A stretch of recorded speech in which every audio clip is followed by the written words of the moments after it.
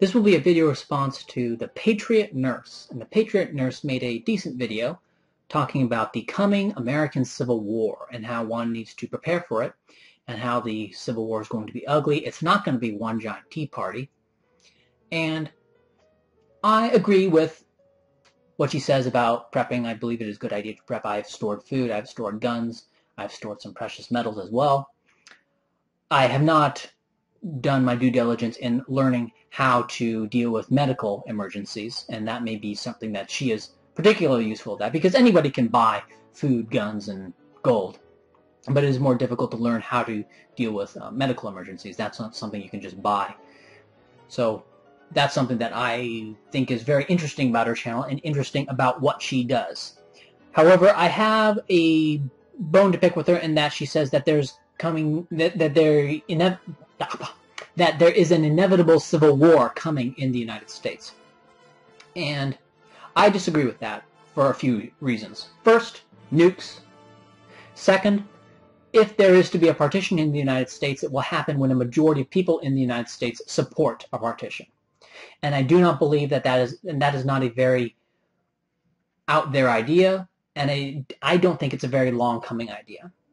Because currently, right now, 17% of whites support partition, or support the idea of leaving the Union. 43% of blacks do, or excuse me, 43% of mestizos do, and 40% of blacks do.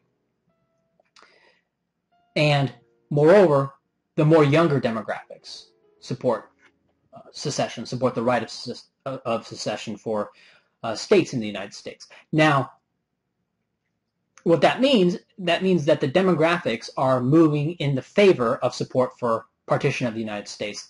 The old Unionists, keep the U.S. together at all costs kind of people, those old people are starting to go away. And when you have a breakup of the United States, when the majority of the people in the United States support partition, it's harder for it's harder to keep it together. In 1861, the majority of people in the United States supported maintaining the Union. Whether or not they actually supported going to war over it is another question, but the majority supported maintaining the Union.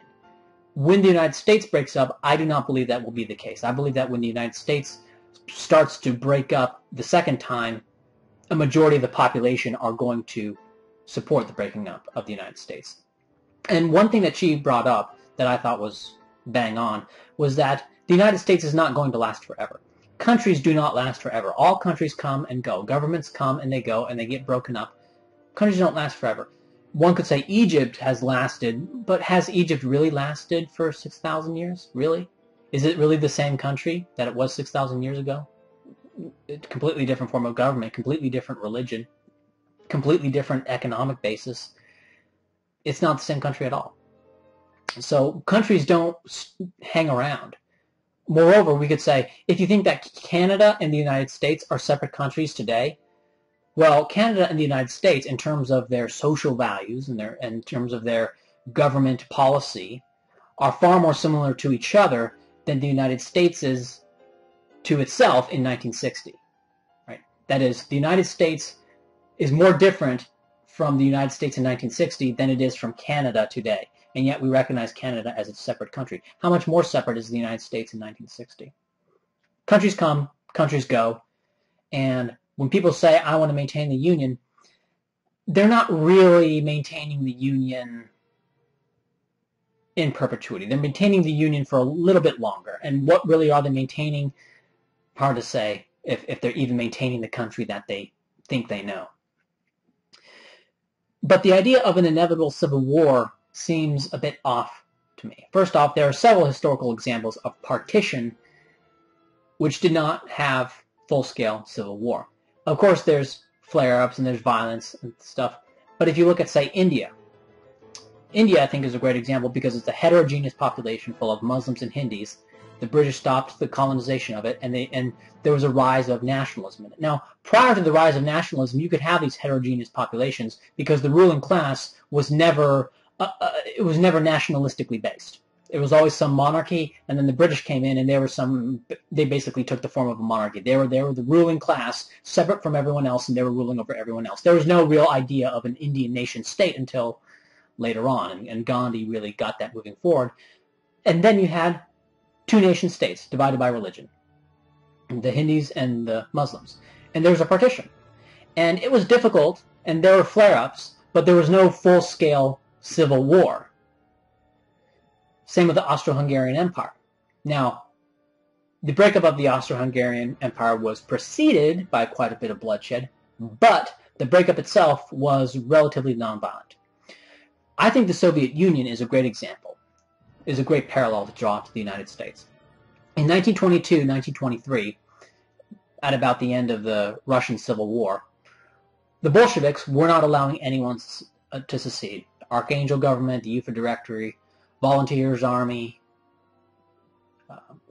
the Ukrainian Free State, the Soviet Union was not allowing them to secede. In fact, the Soviet Union wanted to go further. They wanted to reincorporate the Baltic states, they wanted to reincorporate Finland, and they wanted to reincorporate Poland. And in fact, they continued expansion into those countries, and they viewed their expansion into those countries not as invasion of a foreign countries, but actually as a continuation of the Russian Civil War.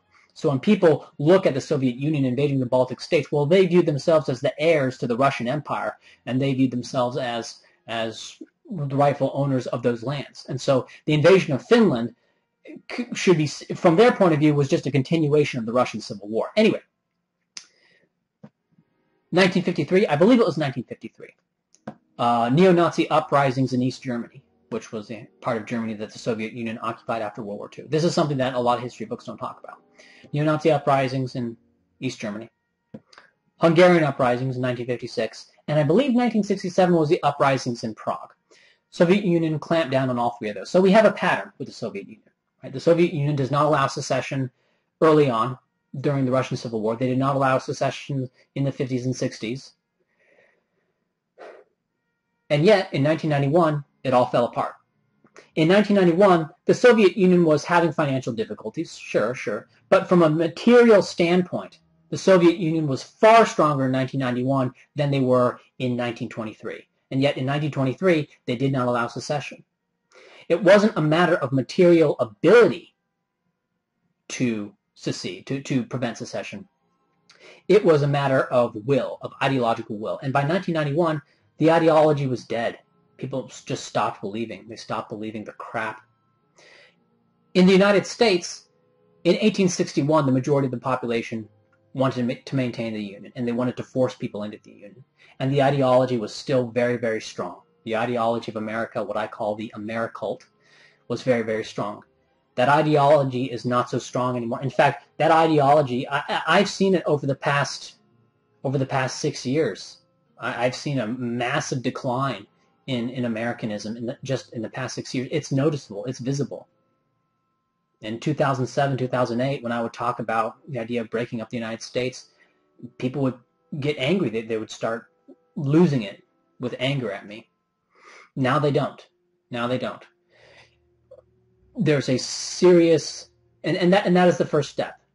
Most people still support the Union nowadays, but they're not quite as sure of it as they were a few years ago.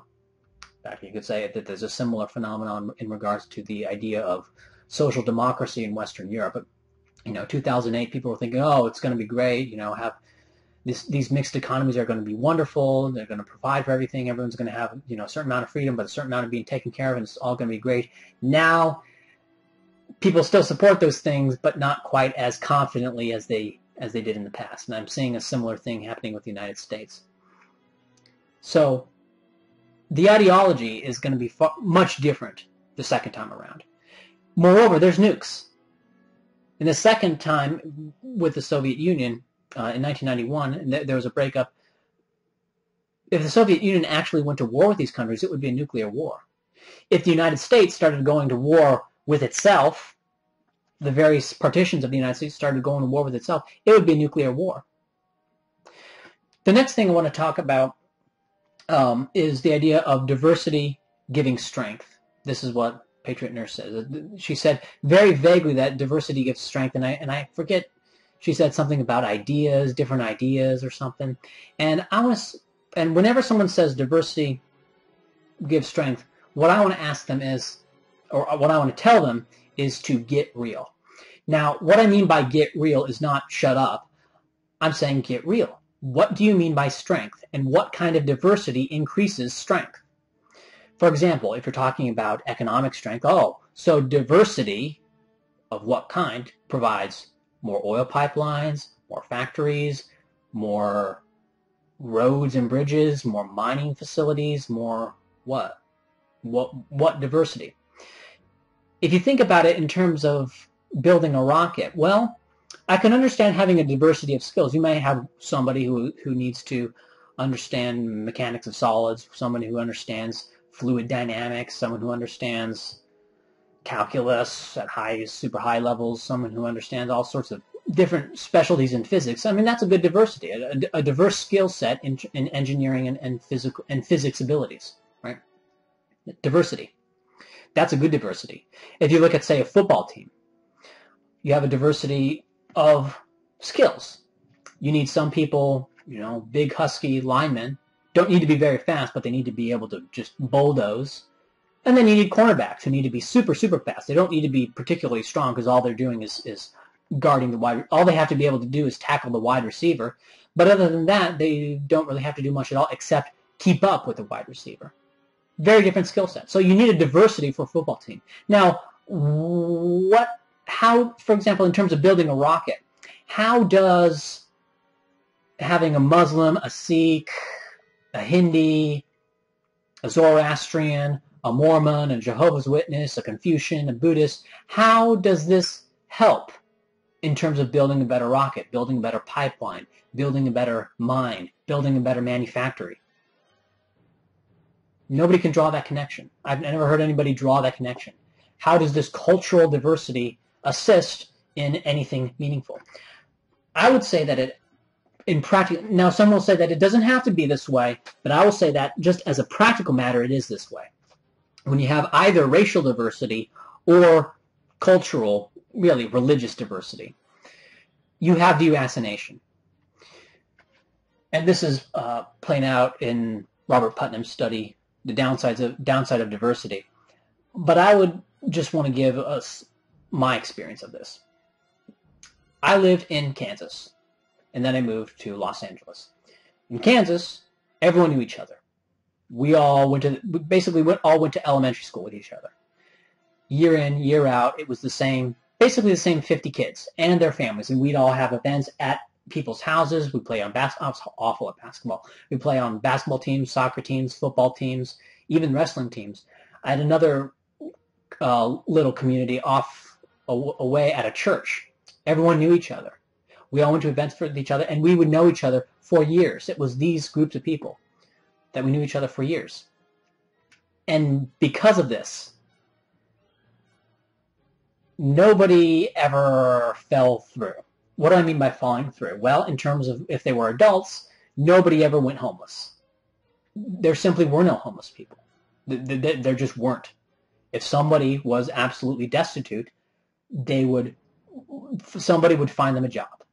Okay, and because everyone knew everyone, they all knew that these people could do the job. And moreover, and even if there could not be a job, well, then somebody would take them in. There were no homeless people. All right, and there were no homeless people because that person who would be a homeless person is somebody you went to kindergarten with, or it was somebody you went to high school with, or was your neighbor just a few weeks ago. You would not let people go homeless. People did not go homeless, period. All right, and that's one of the great things of having a very close-knit community. And when you have religiously or racially diverse communities, people don't form those connections as much. There's less social capital, as it is called. And when there's less social capital, people fall through the cracks. In school, back in Kansas, if a kid started doing poorly on schools, there would be intervention. It wouldn't be allowed to continue. There would be interventions into the summer. The school would intervene. The parents would intervene. Parents of other kids would intervene. And it was kind of embarrassing, okay? But ultimately, it worked. Nobody fell through. Nobody was left behind. And you don't have that when you have a diverse area. When I came to Los Angeles, tons of people fell through the cracks. When I was walking around at night in Los Angeles, there were homeless people. It was a new thing for me to see homeless people, legit homeless people. I'd seen them in movies, but this one, and you go and people wouldn't care about each other. They wouldn't, because they don't know each other. Okay. If you're at a school in Los Angeles and some kid's getting D's and F's, you don't know who that is. But if you're out in rural Kansas and somebody you've known since second grade is getting D's and F's, you want to stop him because he's your friend. He's more than your friend. He is your childhood friend, right? 50 childhood friends. And diversity breaks that down, practically speaking. Now, you could say that shouldn't be this way. A community being racially diverse or religiously diverse should not have this kind of deracination, that they should be just as close-knit as the racially and or religiously homogenous community. Maybe.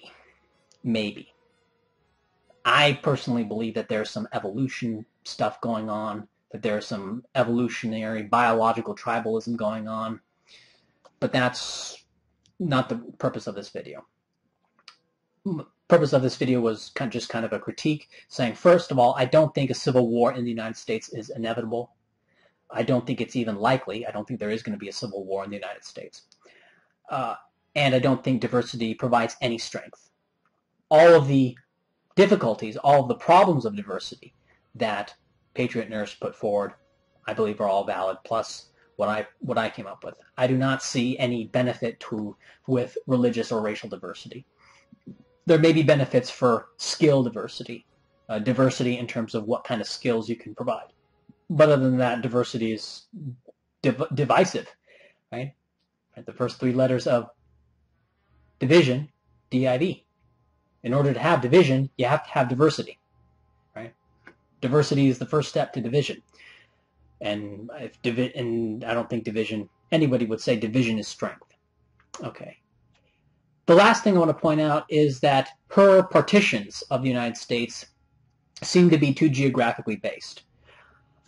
In my videos, I have given my partitions of the United States, and I view the United States as being very akin to India prior to the Indian partition, where you had a lot of Hindus and Muslims, and they were all kind of mixed with each other. Certainly in the modern-day areas of Pakistan and Bangladesh were Muslim concentrations, but it wasn't so much so as it is today.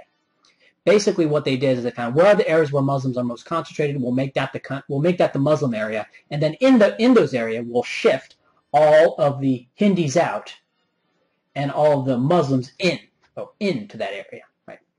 So that's what I see happening in the United States. I don't see the Southeast as a country or Appalachia as a country. Maybe that's what they want to do. That's what they want to do, and I'm not here to tell people what their real nationalism is.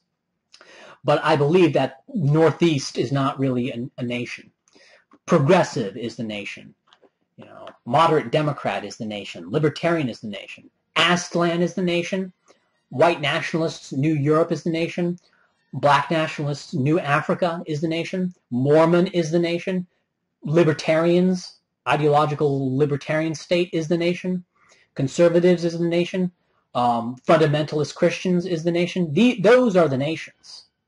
And those are the nations that you could say roughly cluster geographically, but not enough. Not enough.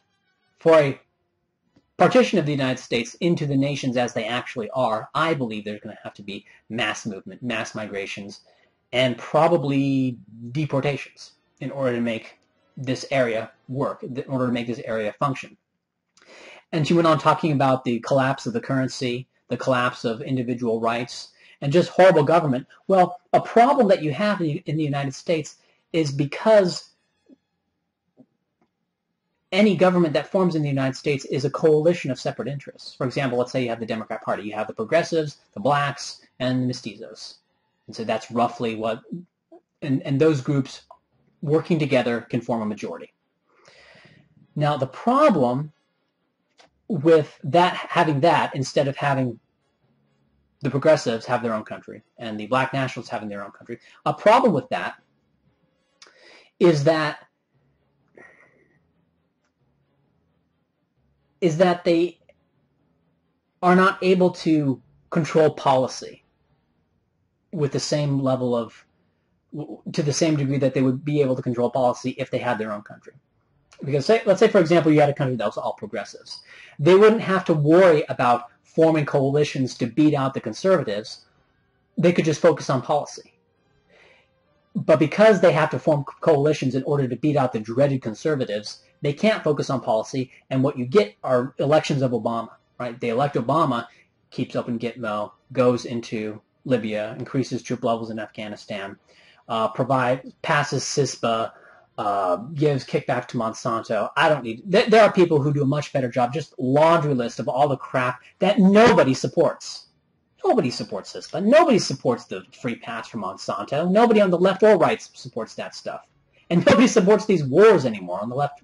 Well, maybe a few people on the right do. But what I'm saying is that when you have a nationalistically diverse population, these blocs become so consumed with forming a coalition to win election that they don't have room to come up with good policy proposals, because they start dealing in terms of policy. There's a very good chance that they're going to say something controversial and they're going to lose the election, and that is a problem. And so when you have an incoherent country, you have incoherent policy. One thing I would like to bring up at the very end, and Patriot Nurse was talking about how the diversity of the United States allows the United States mass ideology to change on a dime, and I believe that's true, is she brought up civil rights. Now, prior to the Civil Rights Act, blacks had a higher employment rate than whites. A greater proportion of them had jobs than whites did. They had a lower illegitimacy rates, lower out-of-wedlock birth than whites did. And they had a higher rate of business ownership than whites. That is, they owned their own businesses, they had more stable families, and they had a higher level of employment. And that's exactly what you see when you see these close-knit communities. And the passage of civil rights, what did that do? Well, that caused a great shakeup. Busing. You had blacks being bused into white areas, whites being bused into black areas. A great deracination, breaking down these long-term, these roots, so to speak, these emergent people groups, broken down. And I believe that is largely, I don't know if it's entirely responsible, but I look at those three things: higher employment, higher business ownership, and lower out-of-wedlock birth. That's communitarianism, right? That's the natural community. That's the primary unit, Dunbar's number kind of stuff. That's the health of the nation. And they had that health, even though they were poor, right? Because they were shut out of certain economic spheres. They were shut. I'm not saying the maltreatment of blacks at that time period was a good thing, but what I'm saying is that the silver lining of that segregation was that they have this high level of social capital that they don't have today. That they don't have today because blacks are basically thrown into this diverse blender, basically. And that's what diversity is. It's a blender. It destroys communities. It destroys peoples. And you can say, well, it doesn't have to be that way. We should all form these communities even with people not like us. Well, it doesn't happen. And I don't think it will happen and I have my own theories about why that is. So I'm not sure how to conclude this video. I would say that Patriot Nurse, I know what her gig is. Her gig is teaching people how to prep for medical emergencies and medical stuff, and I certainly get that. I think that's a very good thing, and that's something that I should learn how to do. But just wanted to, she brought up some stuff, and that got me thinking about making a video, and so I made this video, and now I don't know how to end it, so I'll just end it by ending.